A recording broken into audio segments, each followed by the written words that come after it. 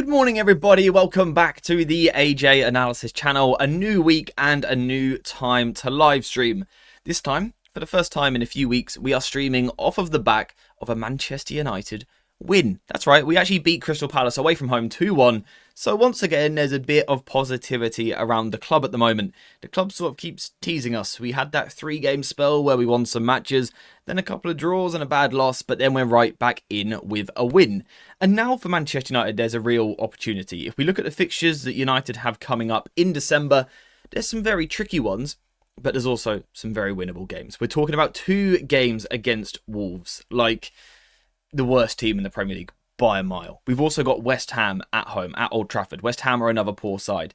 Now, don't get me wrong, the likes of Bournemouth, Villa and Newcastle will be tricky, but I think if we're particularly putting a focus on the next 2, there's an opportunity for United to get some points on the board.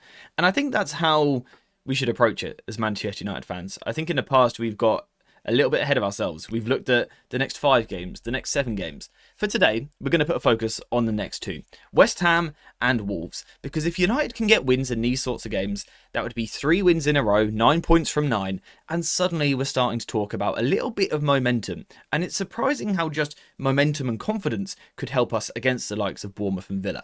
Particularly when you think about the fact that if we were to win the next 2, if we were to get 6 points, there is every chance that we would find ourselves maybe in the top 4, certainly in the top 5. And after 15 game weeks, if we do win those 2 games, that's very decent. If we find ourselves in the top 5 after 15 game weeks, we're in a good place at that point. And I think the players would have a lot of confidence and momentum to then take forward. The problem is, and this is the only problem, the next 2 games are a little bit tricky, weirdly. Now, that might sound odd because we're talking about Wolves and West Ham. If you look in the table, they're in 20th and 17th. Wolves, in particular, are like a car crash of a football team. Absolutely horrendous. But it's the type of game that United can potentially stumble on, which we will be taking a look at shortly. That's going to be the focus today. How United can win these next 2 games, playing a slightly different brand of football, which might be required in these 2 matches. Before we get into any of that, get yourselves in the chat and let me know how you're doing. How's your week been so far? Grant, it's only Tuesday. It's December now. Busy time of the year. But how are we feeling? United actually won. It's nice to have that positivity. How are we feeling about the club and also just life in general? Do let me know in the chat. First time I've caught the start of one of these. Well, Ethan, enjoy the next hour or so of waffling about Manchester United. It's good to have you here. We've also got David in the chat with a gifted membership as always. David, thank you so much as always, mate. I really do appreciate it. Last month was a tough one on the channel, so your support, your continued support by gifting memberships, but also just being the legend that you are helps a lot. And also, look at all the beautiful mods we got in the chat. Lovely to see. Josh, Steve, Callum, good morning to all of you guys. United are playing Newcastle on my birthday in my time zone, praying for a win. Yeah, that'll be a tricky game when we get there. That will be a tricky one. If we are looking more in the short term, it's those next 2 games. Win these next 2 games. We're 9 points out of a possible 9. We would be... All right, let me try and do some maths here real quick. We would be 6 wins out of 9. 6 wins, 2 draws and a loss in 9 games if we were to win the next 2. That's not bad. That's not bad considering where we have been as a club in the past decade, in the past year. That wouldn't be bad at all. We got Steve in the chat with the €5 super chat. Steve, thank you very much. Can you tell Anne she's doing a great job putting up the tree? I would, but your message actually says doing a great putting up the tree. So, Anne, you're doing a great putting up the tree, says Steve. Thank you very much, Steve, as always. And Anne, the tree looks beautiful. Good job. Good morning, AJ. Good morning to you, my friend. I hope you're well. That win against Palace is absolutely huge. Such a tough place to go. It has been for United for a long time. Is it 5 years since we last won away at Palace, I think? And Palace are good at home. They're 12 games unbeaten before we rocked up. So we love to see that. If you look in the chat, by the way, guys, at the top of the chat, there is a link to our Discord server. Thanks to David. Our Discord server is a great place to be. Over 800 people in this busy December period waffling about all things United. Transfers, targets, the players we've currently got, matches, random stuff, all of it is in there.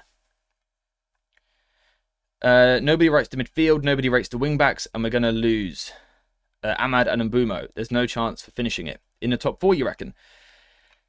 You see, I've said from the start of the season, I think the top 4 is there, and it might be top 5, might be enough to get Champions League football next season. The top 5 is just there for anyone that wants it. It's right there, because I don't think the quality is as high as what it's been. We've mentioned this a few times. I think a few teams have plateaued or got worse, to be honest, this season, which is a great moment for us. We also know that there's a lot of teams that are in Europe, so we are a fresher team. I think we really saw that against Palace. Second half, Palace just physically couldn't compete with us, which we're not used to. So that was good to see. And we might see that more over the next month or so. Teams still playing in Europe, plus a lot of Premier League matches. It's going to get a little bit busy, a little bit hectic. This could be sort of United's time to strike. In order to do that, though, we do need some momentum and we need some belief in ourselves. And I think these next 2 games are the chance to get that. The problem, the concern, I guess, is the type of games that we've got coming up. Because we've got this stat under Ruben Amorim in the Premier League. Now, this was before Crystal Palace, so just keep that in mind. But basically, what this shows us is that typically under Amorim, we tend to be better when we have less of the ball. So under Amorim in the Premier League, we've played 15 matches where we've had less than 15% possession, and we've managed to get 1.73 points per 90 in those games. Whereas when we have more of the ball, the points per match dips by a whole point, which is quite a lot. So basically, the message there is that when Manchester United dominate the ball under Amorim, when we're the team in more control, we typically struggle. Now, against Palace, to be fair, we won whilst having more of the ball. But there is that concern that when teams sit a little bit deeper, we struggle a little bit. And if we look at the next 2 matches, both Wolves and West Ham are below 50% for possession. So that would suggest to me that we are potentially, in the next 2, going to be facing some poor sides that United should be dominating the ball against. So I think for that to work, for United to have success in those 2 games, we're going to need to see a more proactive approach. Think more second half against Palace rather than first half. The other thing that makes me say that is this. Wolves and West Ham both like to send the ball long. And you will notice, right, if you look at those teams in the top 6 there, they're pretty much all teams that United have faced recently. And the problem with this is when we are facing teams that also like to go long, it sort of reduces the effectiveness of our long ball. Like, I think when we play really technical teams, our long ball can catch them off guard. We're there for a fight and they're not ready, perhaps. I think these teams that like to play long ball themselves are more ready for the scrap. I think they're more ready for the fight. So perhaps what we see in the next couple of games is United need to try and get the ball on the floor a little bit more. And we need to try and break a team down, like we saw second half against Palace. So that's sort of what I want to go through on the tactics board today. How United can set up over the next couple of weeks to play that different style of football. Now, it's not about abandoning the long football completely. You know, I don't think there's a problem with it. I think it's quite effective. If you can play over a team, why not do it? But I just don't think you can do it against absolutely everybody. There's going to be moments in the next couple of games, in the next 8 days, where we're going to dominate the ball. So we need to be ready to dominate and we need to be ready to break teams down.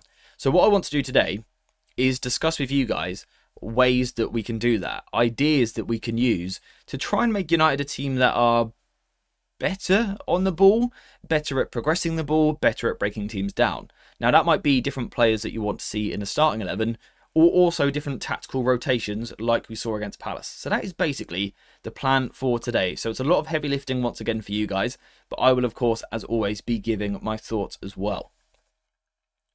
Euro needs to sort his dip out before Mazraoui goes to AFCON. Yeah, I've sort of been trying to find a balance in my head, right? Because part of me thinks it would be worth taking Euro out of the team for a couple of weeks just to sort of protect him. You know, he's a very young centre-back who's not performing at the moment, and there's nothing wrong with that. It happens. I like the idea of sort of protecting him, taking Euro out of the starting 11 and lumping Mazraoui in there. The problem is, with the African Cup of Nations in a couple of weeks, it doesn't give Euro the chance to sort of build performances back.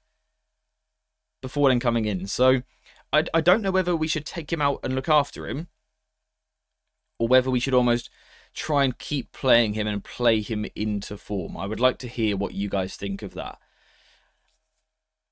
I think with the nature of the games that we've got coming up as well, I would probably be trying to get Mazraoui into the back three. Now, that does leave us with only one proper centre-back. Maybe that's okay for the next 2 games. Let me know what you think. I think I would be trying to get Mazraoui in. You know, with Yoro here, we're talking about a long-term project, not just winning 3 points this weekend. We're trying to develop a player there who can be an absolute world beater in 3 or 4 years' time. So I think we should protect him a little bit, but I would like to hear what you guys think. I'm not writing off the top 4 completely, but it doesn't happen with Amorim in charge.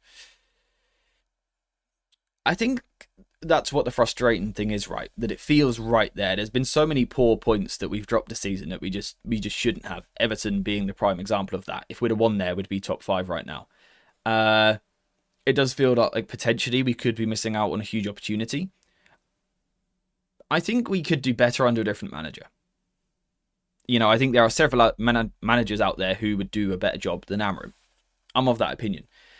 I also think, though, that we've got enough quality and enough things in our favour that even with Amorim, we can get top 5 this season. I think it's very, very doable.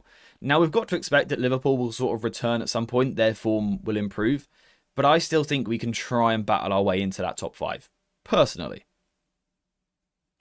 Set pieces are key now too. We are good at them, and Dallow's strong arms are important for long throws. It's a great way.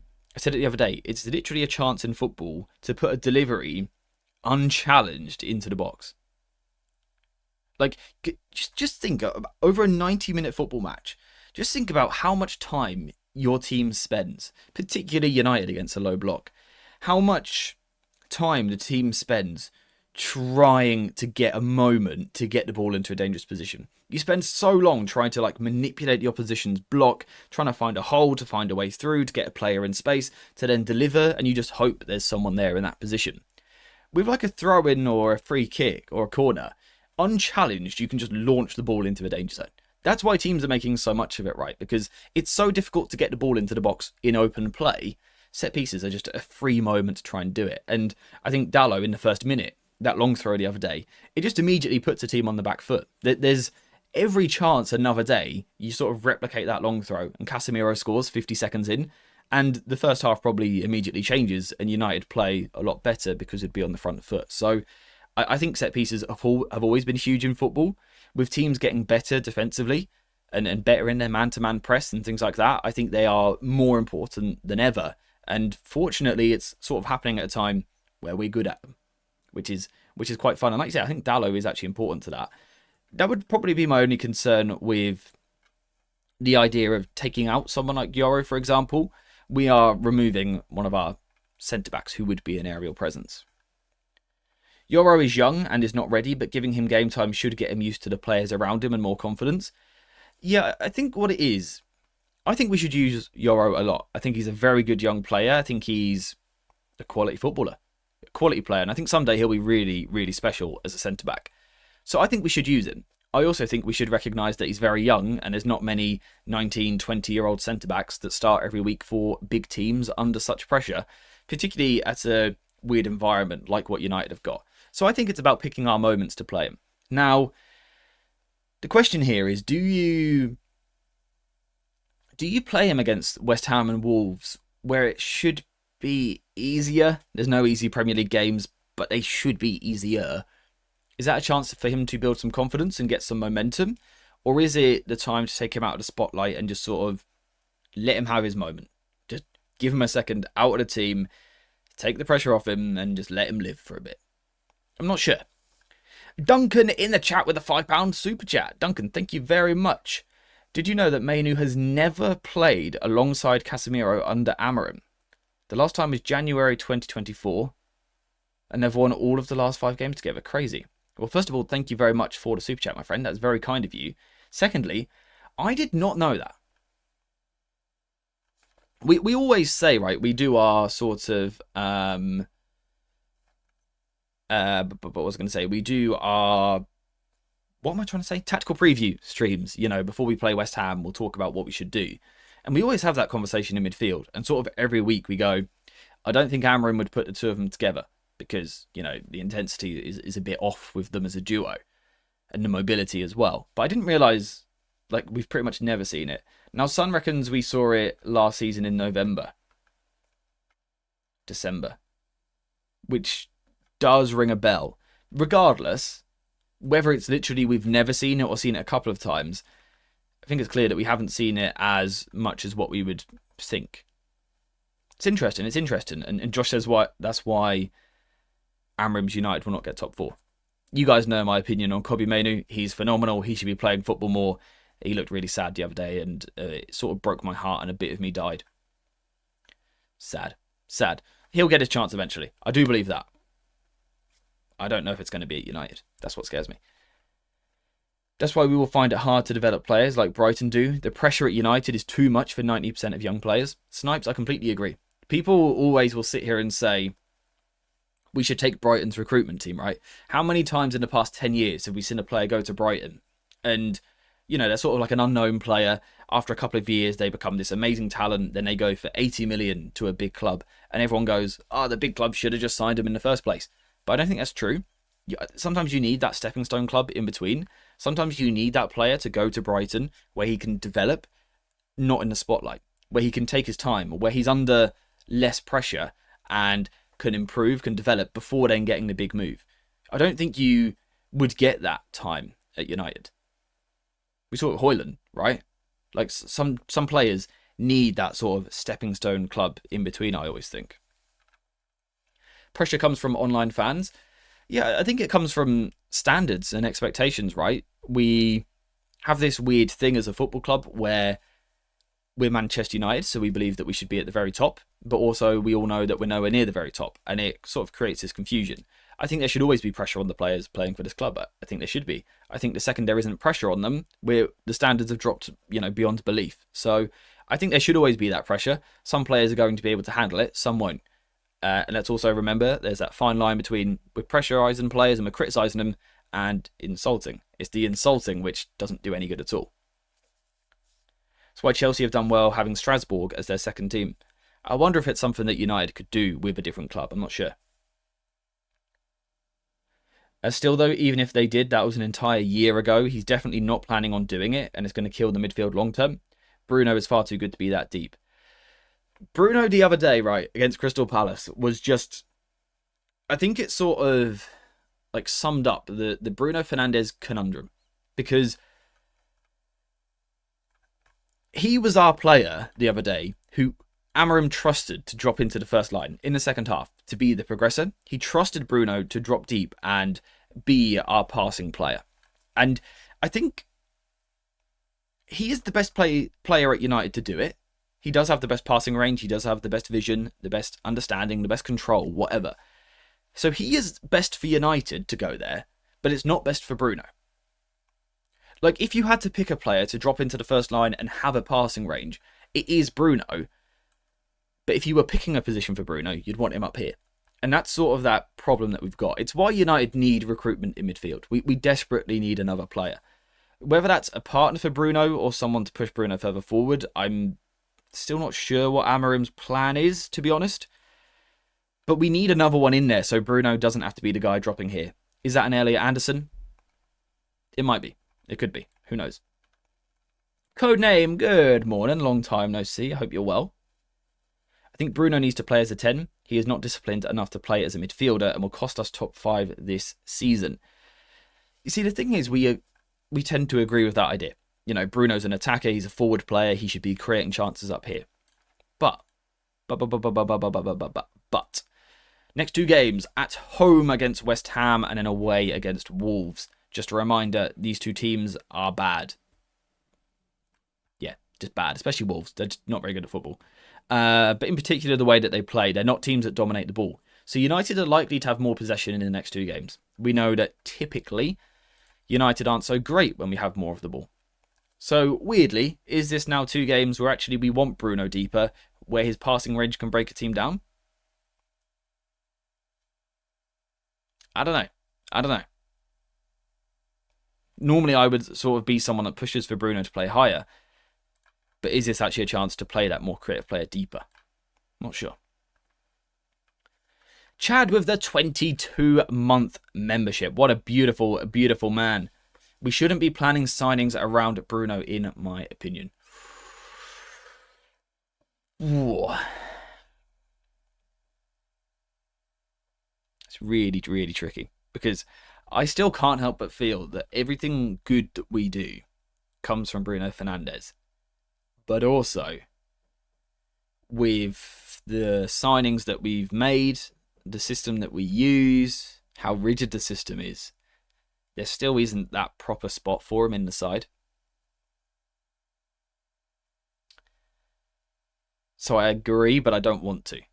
Like in the current environment, the current circumstances, I agree. I think in an ideal world, we do build around him.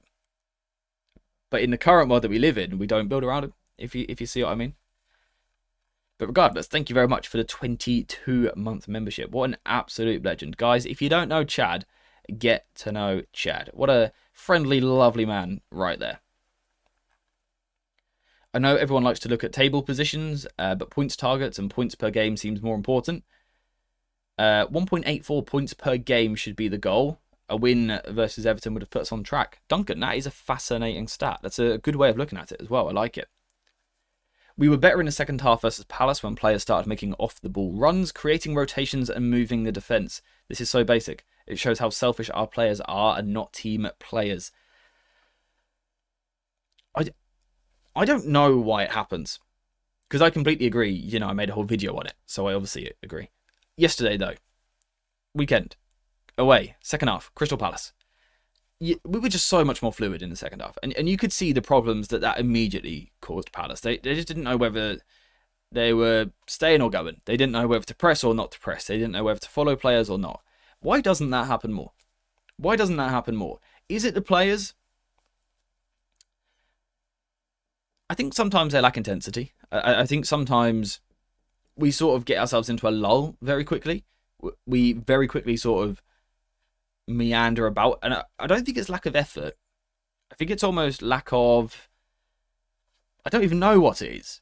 It's not a lack of effort because these guys cover a ridiculous amount of ground every week. The amount of sprints they do every week is off the charts. It's phenomenal.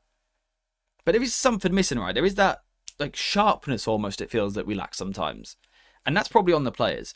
I also think the manager, and this isn't just a, pile in on Amorim, I also think he doesn't give them enough freedom very often. I think we so often see a very static system, and I think he wants that. So I think it's a mixture of both. There has to be this meeting between the two. The players have to have more freedom. Whether it's them doing it or the manager giving it to them, they have to have more freedom because we've got so many good players. I will keep saying it. We have some phenomenal footballers at this club that can't just stand there. They're too good to just stand there. Let them move. And then once they've been allowed to move, they've got to do it, if that makes sense. We've got to see more fluidity. And that will be very big in the next two. Because I think particularly the game at Old Trafford is that it's West Ham.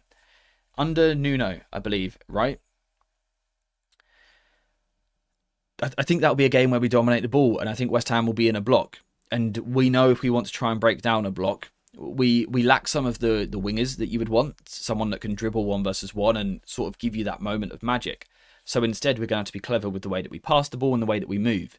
So that's going to be the key against West Ham in particular. Probably Wolves as well. And that's something that we're going to have to do better. And that's sort of what I want to go through today.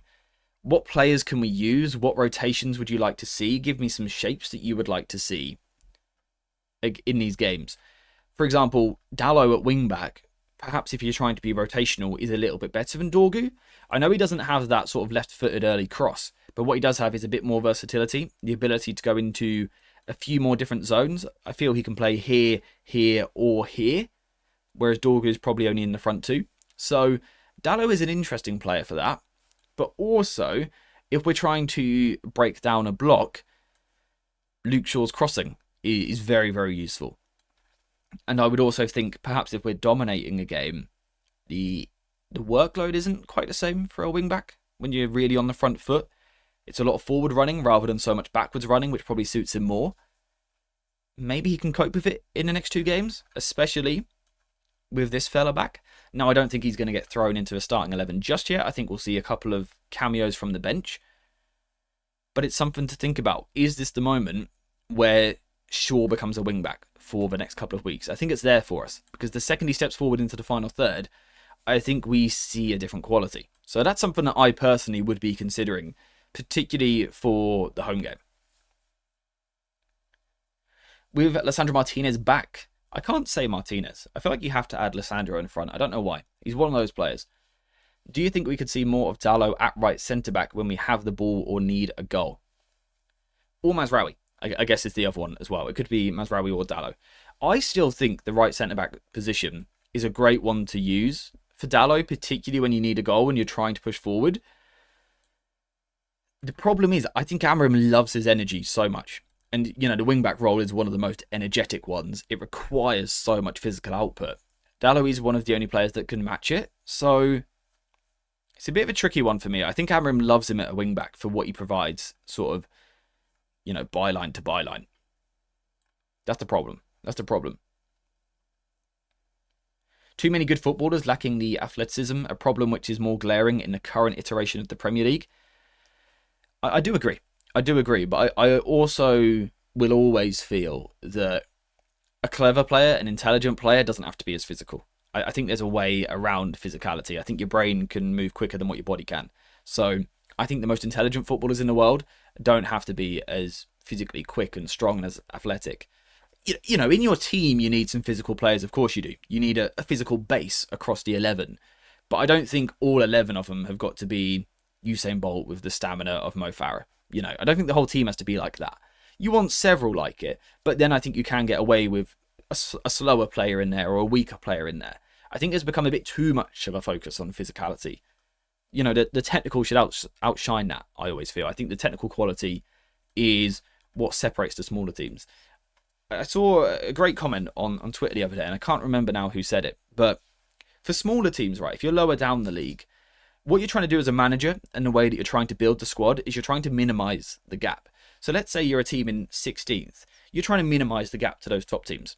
Right, and a way of doing that is being hard to play against, being good in your block, being competitive on set pieces especially, but also being physical, being a team that can almost bully the opposition. That's how you can close the gap. For the top teams, or the teams that want to be the top teams, which I think we would say are United, it's about maximising the gap. So whereas the small teams are trying to minimise the gap to the teams above them, the top teams are trying to maximise the gap to the teams below them. That's what we should be trying to do. We should be trying to stretch away from the other teams.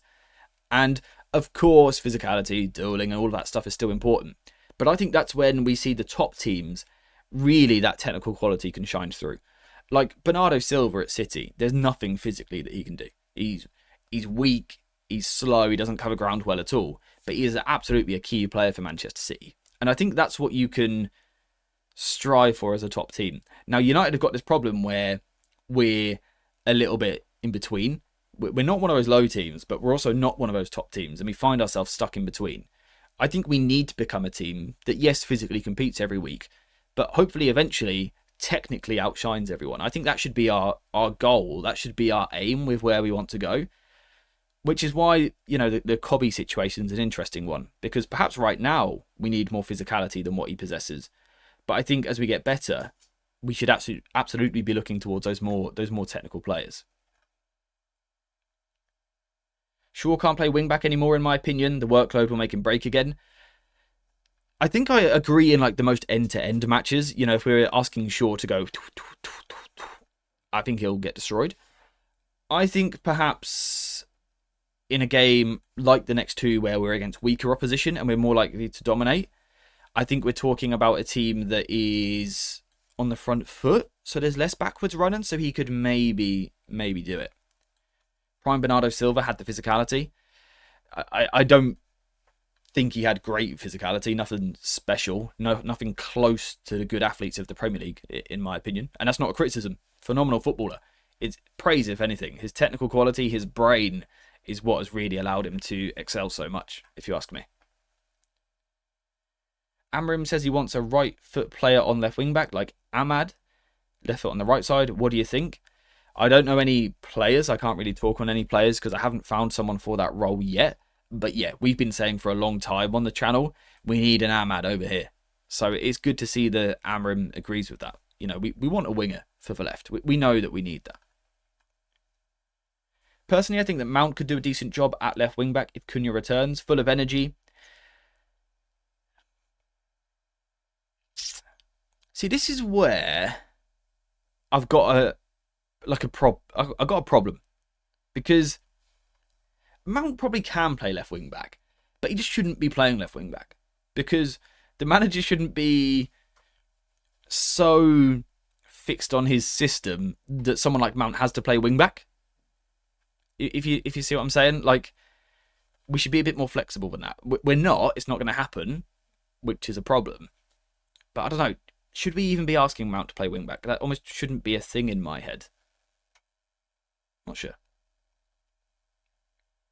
Is West Ham weaker opposition and you expect us to dominate for real? Yeah. Yeah, I expect us to dominate. Or, okay, maybe I don't expect us to dominate.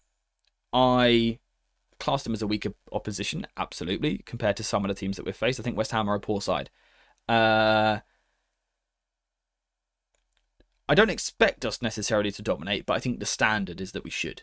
These are games that we should be attempting to dominate. That should be the plan. Are we there right now? I'm not sure. We'll have to see how it plays out. But I think we should want to, absolutely. Am I the only one who sees the biggest problem is passing? It's so frustrating to watch those sloppy passes all over the pitch. I think that's something that we had big time at the weekend. The first half.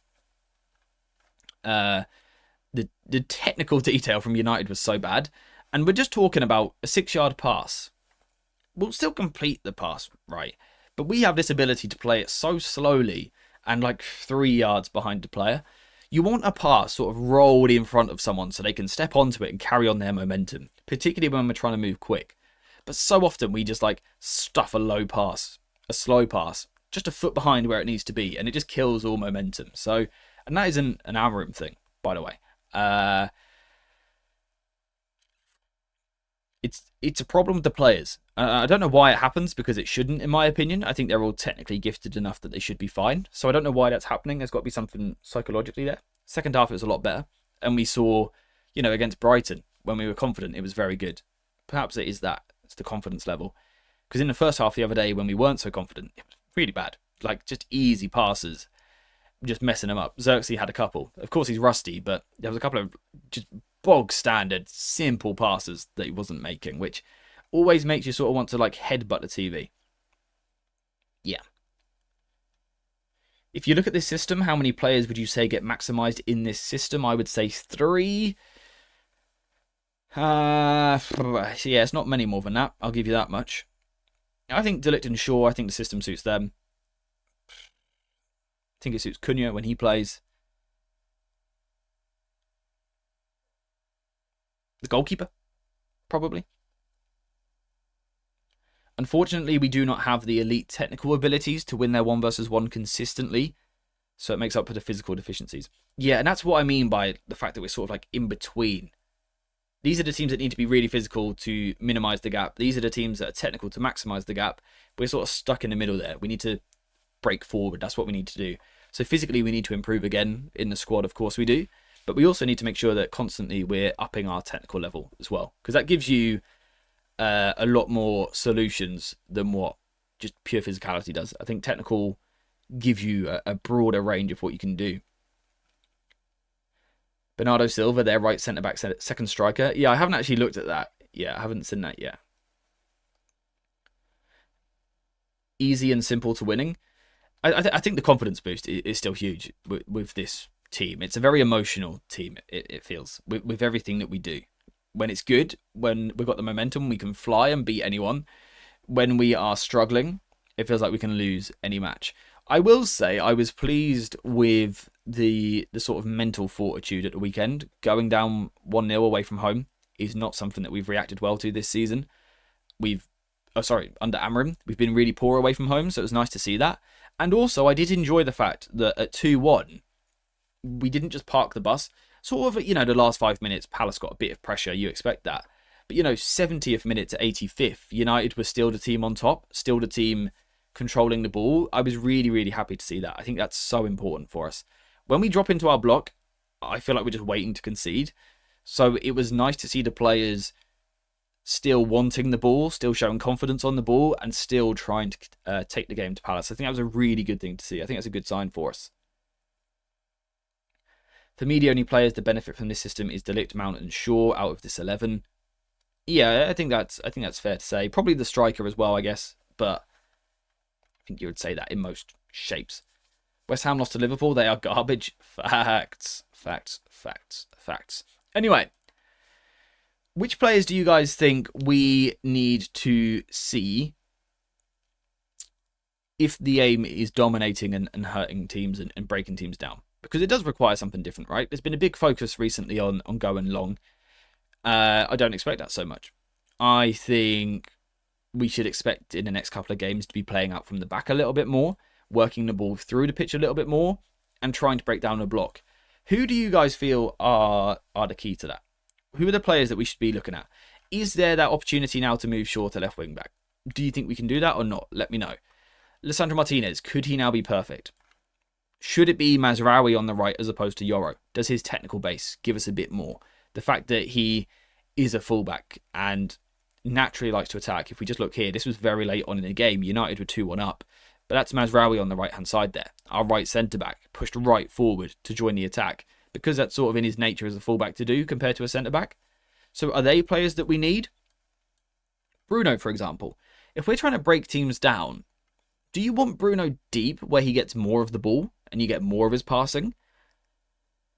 Or do you want Bruno higher where you're looking for sort of final detail? What would you like to see? And maybe forget about Ruben Amorim for a second. You know, assume we're playing 3-4-3 and his style, but not his 11. You guys have a bit of freedom with the 11 here. If it was you got to play 3-4-3, where would you be putting Bruno when we're trying to break a team down? Is it deep where he can dictate the flow of the game and sort of spam it forward? Or is it in the final third where he can be delicate and sort of subtle in and around defenders? Let me know what you think. Do you feel like Mainu could play left wing back and get the ball from the back since he's played attacking before and good link-up play, and a lot of players could be better than Dalot? I think the physical load would just be a huge problem. I think the intensity. I think physically it's one of the hardest roles in the Premier League right now to be one of our wing backs because there's so much ground to cover. And, you know, physicality is probably Kobe's biggest weakness in terms of speed, mobility, intensity, things like that. So I just don't think it would work for him. I think he could play in here, and I think he can play in here, but I don't see him out there for me personally, no. So Peter is looking at Lisandro Martinez coming into the team and pushing Shaw forward to left wing back. Let's make this happen. What else you got? Mainu alongside Casemiro in there. Bruno goes to one of the 10s. Okay, so Peter, in that instance, who are you taking out of the team? Obviously, if Bruno goes into a 10, he's taking Mount's role. Do you move Mount? Where does Xerxes play? And also,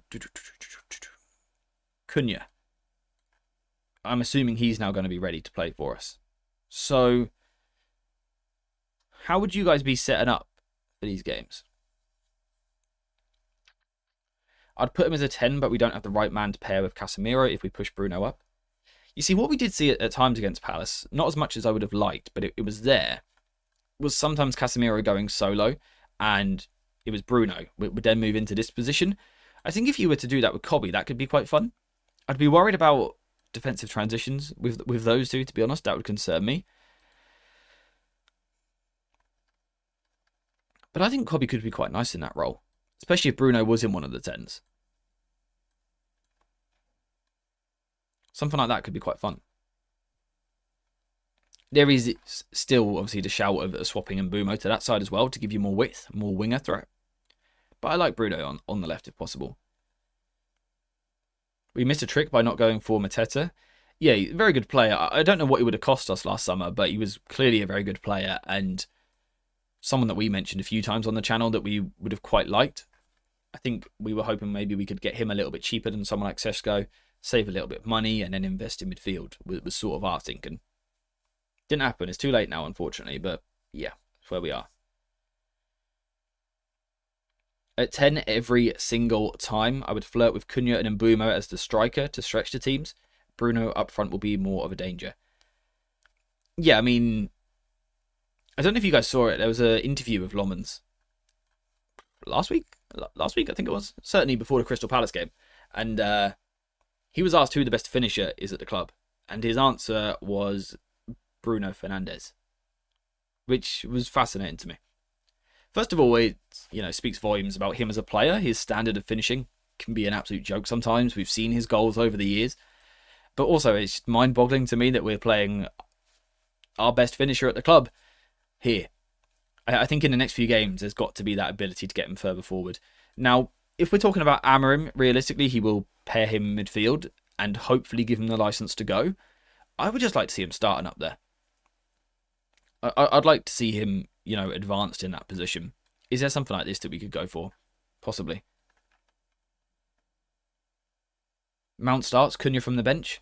I also wonder if from a man management level we might see that. Mount did okay at the weekend. He got his goal. Xerxes got his goal as well.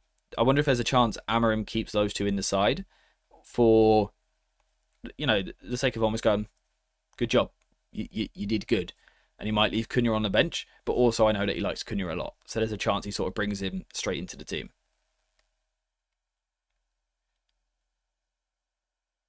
Mainu is a lot like Cunha, but just less experienced. I'd love to see him play higher up the pitch, but with more game time.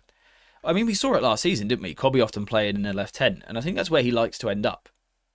Ignore his starting position. Where he likes to drift is into these spaces. We saw some fantastic goals a couple of seasons ago, where he was just destroying teams from this position with his footwork, his dribbling, his evasiveness. Importantly, he had a lot of people around him, which we don't always get right now with United.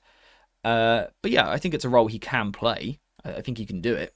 Because it also gives you the ability to get that extra man in midfield, which we like as well. What do you think happens to Bruno next season? A new midfielder to play alongside him. He moves to 10 or he leaves. I don't think he'll move to 10. As much as I would like him to, I don't think he will. I don't think our signings make sense if the end goal is Bruno high up the pitch. Cunha and Mbeumo Sesko, that's a brand new front three. We know that we want another winger as well. We've got Mount, we've got Ahmad. So I think that role is gone for Bruno under Amorim. A different manager, who knows? So I think it's double pivot or leaves. I still think he might stay, to be honest. If I was to guess right now, I would say I think he will stay and we'll sign a partner for him. And then the year after, I think he gets moved on. But I have no inside knowledge. There's nothing behind that. It's just a feeling.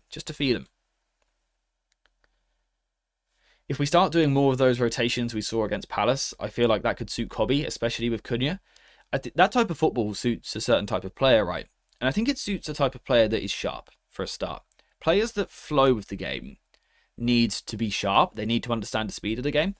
I think, for example, if you've got a winger at the club who relies sort of pace and power and dribbling, I almost feel that they can slot into any system at any time if they're out wide, and they don't need to know the speed of the game too much. They can just get the ball and go. It's what they do. I think when you've got these players which are a bit more about combination play, a bit more about the relationship with their teammates, linking and combining, I think they've got to be up to speed. I think they've got to be sharp with the game, but I also think they need similar players around them. Martial suddenly thrived when he had Bruno with him. Someone who sort of understood the wavelength that you wanted to play on. And I think it's the same for Kobe. Kobe would thrive the most with the likes of Bruno, Xerxes, maybe Cunha around him. Those are the sorts of guys who complement each other because they have a similar style to each other and they sort of play the game in a similar way. The problem for Kobe is that we don't tend to play that way. That's not sort of how we lean tactically. So, yeah, that's kind of where we are.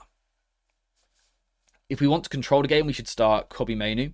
Bruno and Casemiro is too direct. Yeah, I think that's fair. I think what I would like to see in these next two games is domination and territory. I don't just want possession sort of knocked round the back here. I want us to attack and sustain attacks. And when we lose the ball, I want us to get it back quickly. Against Everton, We didn't at all. You know, we sort of lost the ball. The ball would go long, and Barry played a very good game against De Ligt. Mateta also played quite well against De Ligt as well. I want to see in the next two sustaining attacks, sort of forcing the opposition to camp back into their own defensive area. But also I want to see, if we do lose the ball, that we can get it back quickly. That sort of like the next wave of pressure comes. That's what I want to see from United in these next two games. Points are the most important thing always. Of course, it's a results business. But if we're trying to build and actually gradually improve as a team, excuse the voice crack, then we need control, we need territory, we need dominance, and we need waves of pressure on the opposition, in my opinion. Do Bruno and Casemiro suit that? I don't know. I think Mbeumo and Cunha are sort of similar players and are not particularly useful against low blocks. We should only start one when we expect to have possession. I think Mbeumo loses a bit of effectiveness against a block. Mbeumo thrives off of having half a yard of space, and you don't get that against these teams. You also don't get the space to run in behind into. The thing with Mbeumo is quality. You know, we often talk about game breakers when you're playing against a block. When you get a team that just puts loads of men behind the ball, you need a game breaker. Someone who can score or create or do something out of nothing. That goal might be enough to cause the opposition to open up, and that's when you can then attack them.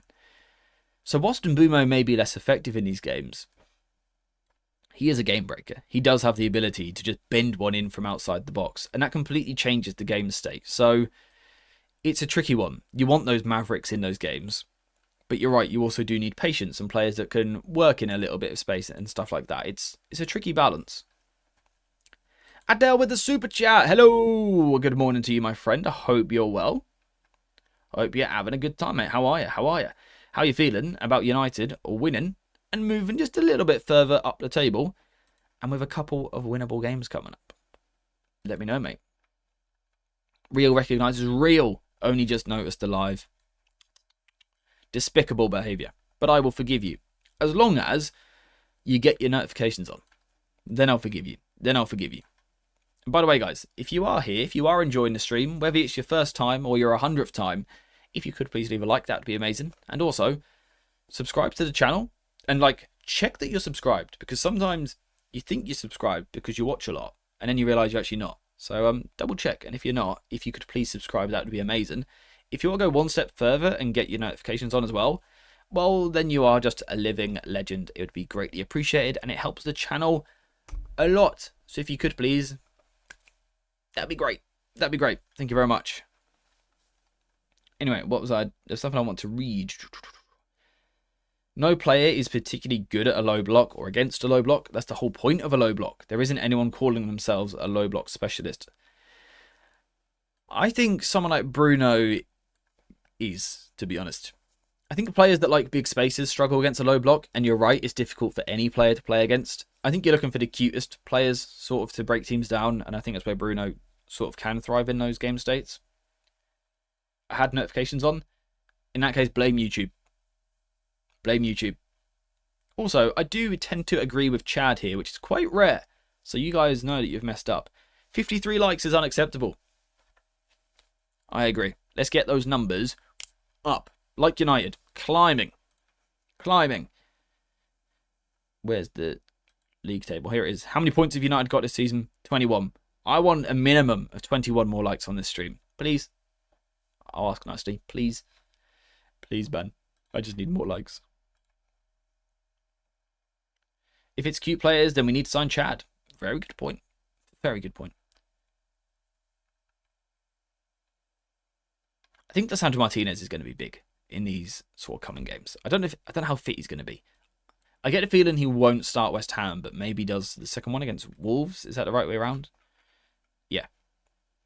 That's where he might be useful.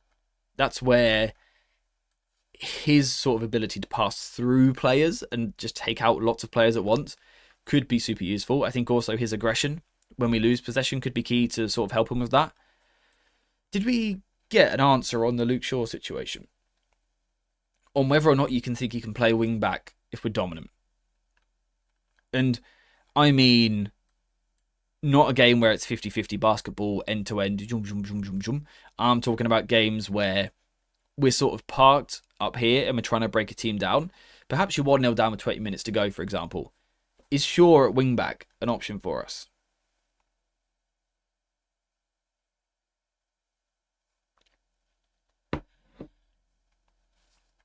Individual brilliance is the way to break low blocks. Yeah, and set pieces as well, for sure. Having Licher back is huge. Hopefully he can stay fit, and hopefully he's going to sort of get sharp quick. It's going to take a bit of time, but hopefully he can do it. Adele again with a super chat. Thank you very much. The real question is, from the upcoming 5 games, which is how I divide this season, how many points can we accumulate? The next games are all winnable. Thank you very much for the super chat. I think all games are winnable in the Premier League, because I think it's a weird league this season. Look at the next 5. Newcastle, Villa, Bournemouth are very tricky, to be honest. I think they are all winnable still. United could do 15 points here, but I think it's unlikely. What I said right at the start of the stream is I like the idea of not getting too far ahead of ourselves. So rather than looking at it as the next 5, my personal focus is the next 2. Because if we beat West Ham and Wolves, just imagine, let's say we win 2-0 and 3-1 off the back of the win away from against Palace as well. We'd be 1 loss in 9, 6 wins in that time, which would be very good. I think we'd have a lot of confidence. And I think then, taking that confidence into Bournemouth, we can go and beat them.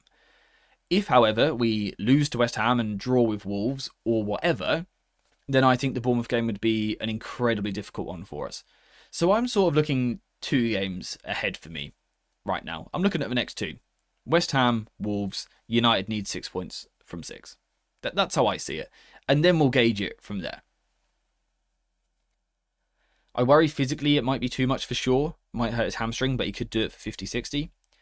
Yeah, I guess the other concern is the time of season that we're talking about it. We're sort of discussing Luke Shaw given a more physical role when we're about to play more games closer to each other. You know, the physical load is about to sort of increase. These players are about to be tested. Maybe it's the wrong time to be talking about that. But I just think on a technical level, he's a real good solution for us because of his quality up here.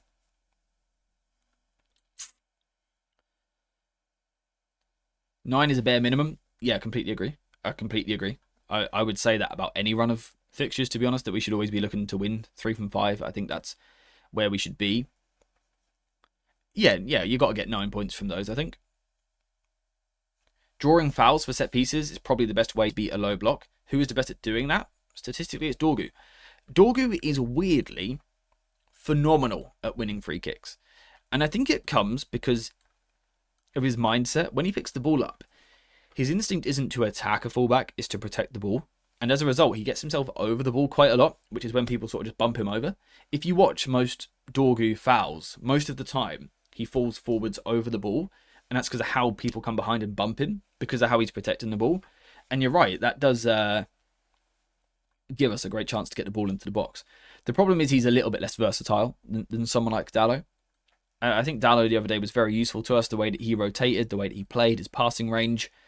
I'm not sure Dorgu offers it so much. Technically, having Licher, Shaw and Cunha as a triangle is awesome.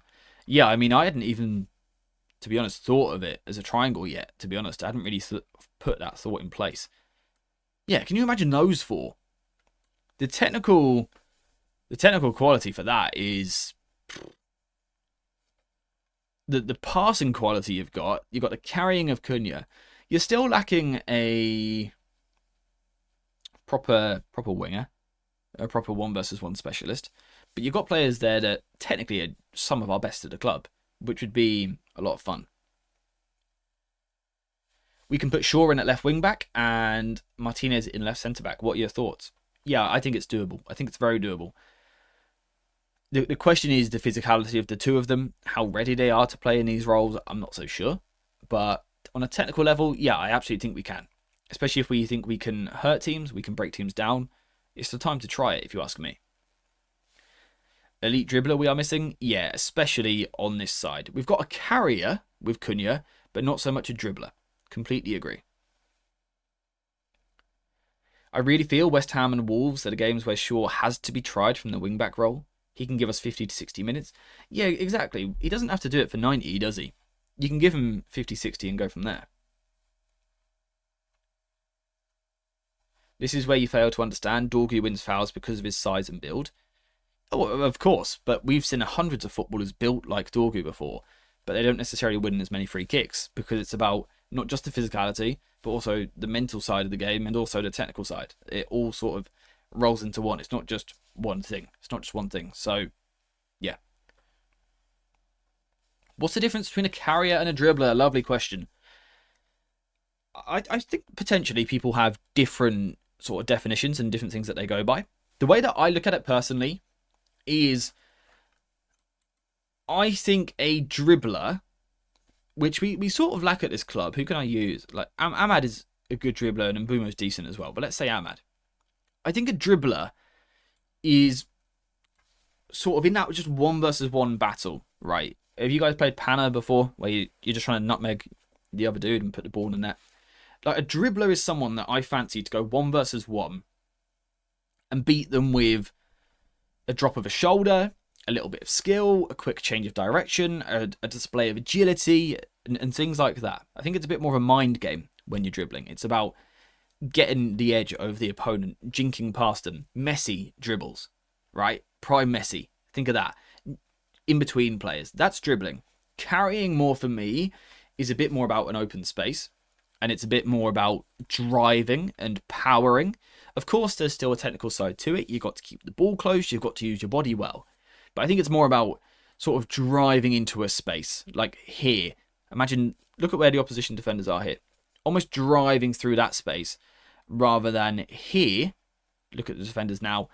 Almost like dribbling through them a little bit. That's how I sort of see the difference. I think dribbling has more direction changes. More agility. Whereas carrying and driving is a bit more about big spaces and going straight.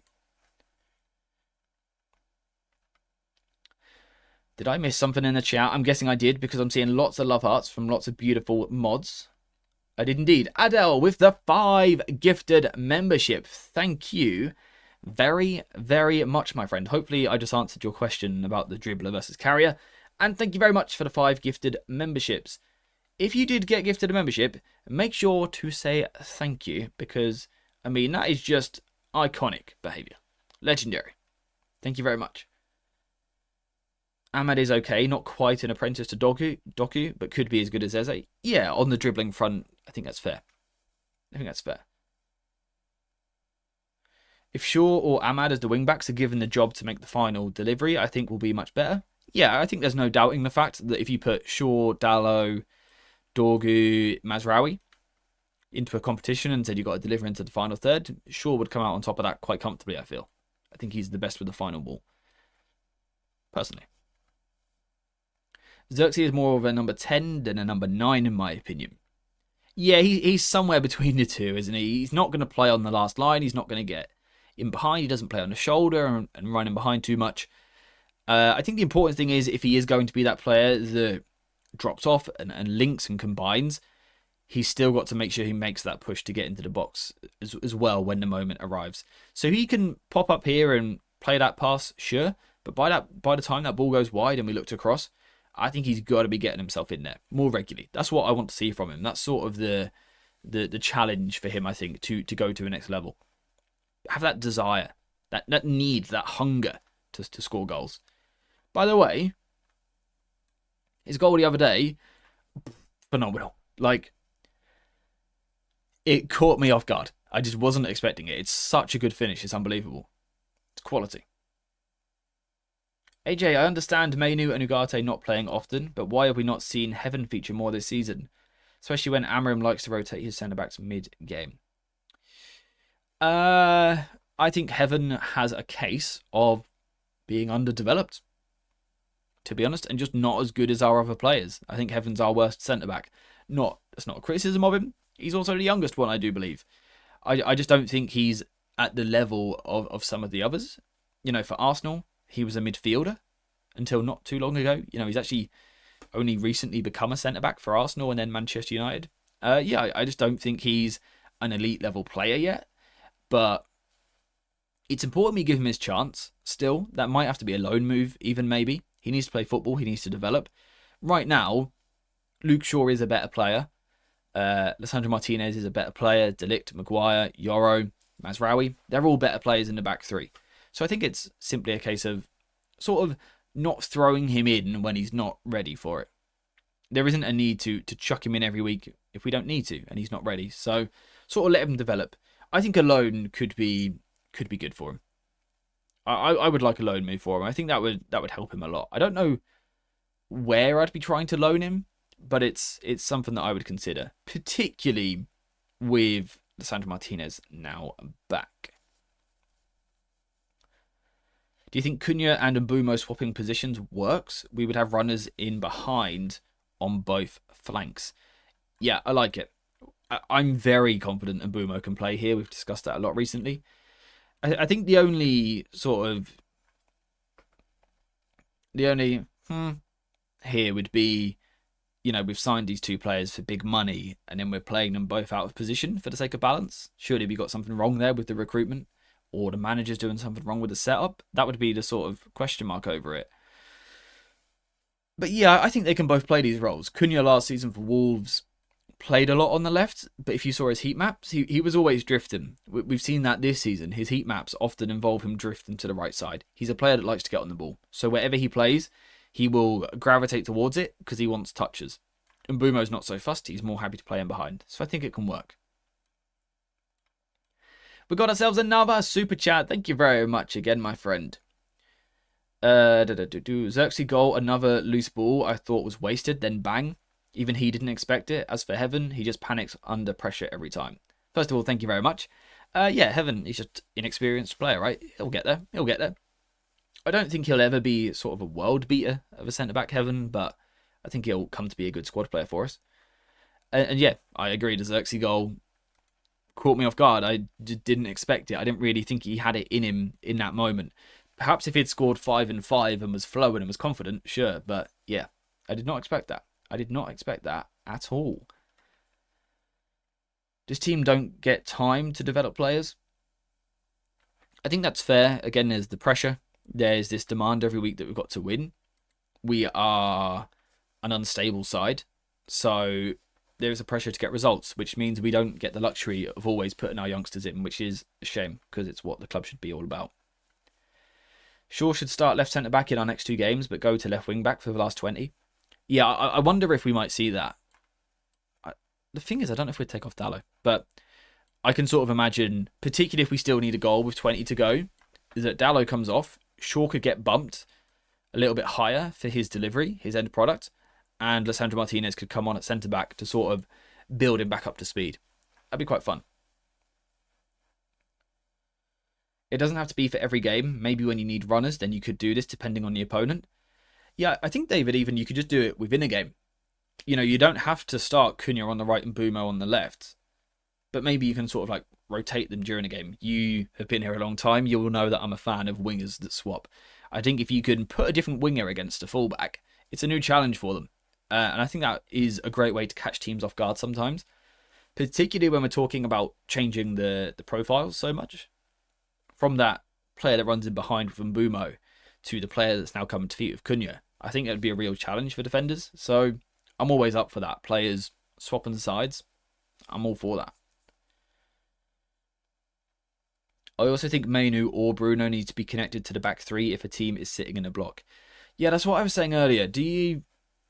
Is this a game where Bruno does play deeper because of his ability, because of his passing range? It's sort of the problem that we've got with the squad, that he's the best one for it.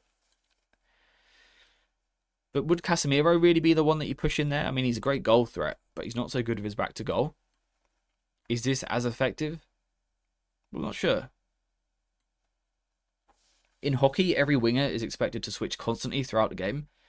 I just think all attackers play the game in a different way, right? And if I'm the fullback, I've done my homework on the winger I'm expecting to face. What if after 10 minutes I get a different guy who does something completely different? I'm not ready for it. So, yeah, that's why I see it in that way. Do you think Lacey will make his debut during the African Cup of Nations? Yeah, I think he'll get his chance. I don't think he'll start a game, to be honest. But you guys saw the bench the other day. we're about to lose players, I think he'll get a moment from the bench for sure. Maybe even January in the FA Cup. That might be possible. How much will the African Cup of Nations have an effect, and what are some adaptations you think Amorim may make? Ethan, it's a good question, but it's not what I'm going to answer today. I think it's going to be a big challenge for us, and I think in a couple of weeks, it's going to require its own stream, because I think there's going to be so much to talk about there, so much to try and figure out, and I truly believe that I'm going to need the help of you guys to come up with some outside of the box, clever thinking ideas. So I'm not actually going to give my thoughts just yet, but I will soon. I will soon. When are we going to cut back across? Will this ever happen with both inverted 10s and wingbacks? Yeah, we actually were using the cutback quite a lot last season under Amorim, particularly in the Europa League run. But yeah, we're not using it so much at the moment. I'd actually rather have Cunha, Bruno, and Kobe on at the same time and drop Xerxes to break a low block. I was thinking this. Obviously, we don't have a choice with Sesko because he's not fit, he can't play. But do you guys feel against a low block, you prefer the player who drops off and links and maybe gives you the extra in midfield? Or do you prefer a striker that sort of just stands in the middle? This week, we won't have the choice between the two because of Sesko's injury. But what would you prefer against a team that sits deep? Be interested to hear your thoughts. I think we'll see Cunha up front this week. I think that's what we'll see. And I think we'll see something that looks a little bit like this. By the way, in terms of actually talking specifically about the West Ham game, we will be streaming on Thursday this week, not Friday. So Friday there will be no stream because I will be busy making a video on the game. So the stream will instead be on Thursday, 11 AM, same time as this one. And we will go through what West Ham are good at, what they're bad at, how we can beat them, and how we should line up. And then next week, we'll be looking at a Monday stream ahead of the Wolves game, and then probably a Friday one or something like that. So, yeah, just a little update for you there, because I want to see as many of you there as possible. A Thursday stream this week. Simon, good afternoon, my friend. I hope you're well. Good to see you, mate. I will be away with the wife. Well, I'll forgive you, my friend. I hope you have a lovely time.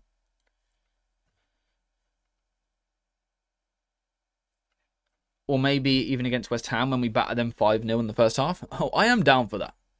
I am down for just a 5-0 cruising. Yes, please, and thank you. If we beat West Ham, which I'm convinced we will, then get top 4. Where's the league table? Who have Villa got? Villa have got a tricky game. I'm sure of it. I'm sure I remember looking because of FPL. Who have Villa got this week? Who have Villa got? I know who Villa have got, and I can't think for the life of me. It's not Arsenal. Arsenal got Brentford. City got Fulham. Chelsea got Leeds. Anyone know who Villa have got? Am I waffling? Have they got a really easy game? They might even have Brighton. I think they've got Brighton. I think they do. I think they play each other, so one of them is going to drop points, was my thinking. So United have a chance to sort of sneak up the table, yeah. But I'm in the office on Thursday. I'll just watch from work. Hell yeah, you will. Can we beat West Ham? Yes, we can.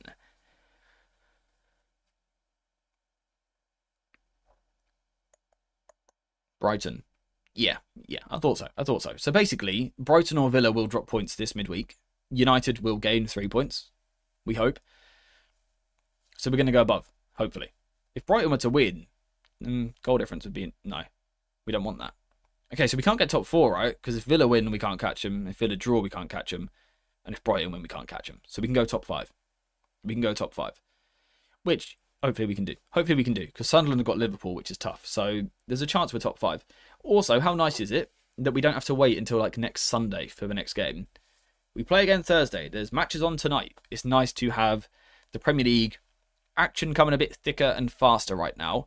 We played Sunday, we then play Thursday, we then play Monday, then Sunday, then Thursday or something. So it's nice to have the games coming a little bit quicker.